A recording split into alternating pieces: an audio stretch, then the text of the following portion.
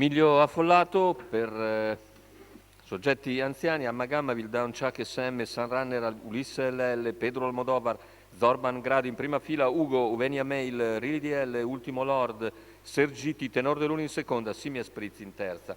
I favori in chiusura per Tenor de Luna numero 12, Roberto Vecchione, macchina che accelera.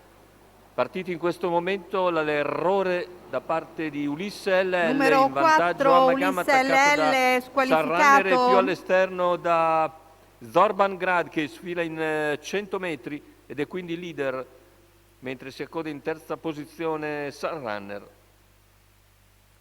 Leader dunque dall'esterno della prima fila Zorban Grad, in seconda posizione Amma Gamma, poi Sunrunner, in quarta posizione vediamo Vildan Chuck SM, per corsie esterne c'è già Tenor de Lune che progredisce dopo 400 metri in 31,7.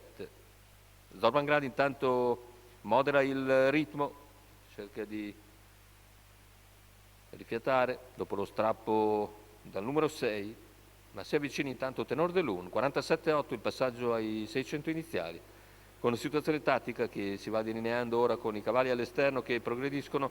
Dietro a Tenor de Lune c'è Rili DL, poi anche Ultimo Lord ha preso posizione, ancora Pedro Almodovar, gli altri con Ugo ultimo all'esterno.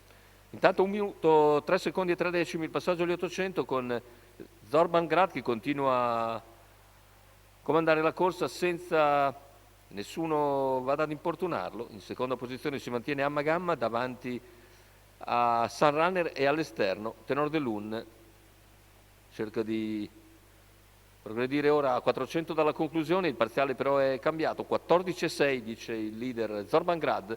Siamo sulla curva conclusiva, Zorban Grad in allungo, in seconda posizione si mantiene Amma Gamma, poi Tenor de Lune, gli altri un po' in difficoltà con il tentativo di Rili DL di progredire all'esterno di Sunrunner, retta d'arrivo, si presenta in vantaggio Zorban Grad, poi Amma Gamma e Tenor de Lune, ultime battute con Zorban Grad che nel finale controlla e vince, secondo posto per un ottimo Tenor de Lune, al terzo Venia Mail dovrebbe aver battuto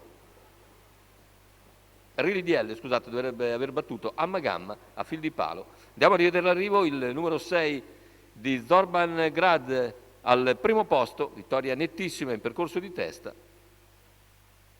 Al secondo posto un ottimo Tenor de Lune che precede Rili DL al terzo. Successo quindi per Zorban Grad, un'altra sorpresa in questa terza corsa all'Arcoveggio, finora nessun favorito al traguardo. Successo per Zorban Grad, Daniele Cuglini, la quota al totalizzatore 7,82.